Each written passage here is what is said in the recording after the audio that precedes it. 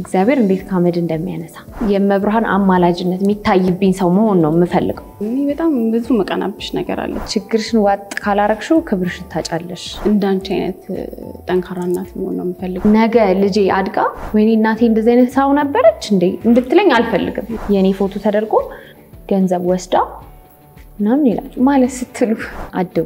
እሱ በጣም ቁጥብ የራሱ ላይፍ ያለው ሰው ምናምን ነው። ፍቅር ላንቺ መቻቻል የሚለውን ቃል አልወደውም። አታይ ነው በቃ እንደ ህይወቱ ነው የሚወደው። እኔም ደግሞ ልጅዋለሁ በጣም ፊልም ብዙ ገበናል። የኛ ነው አይደለም ሁላ ብለናል። እንደ ክሩ መከራ ታይቷል።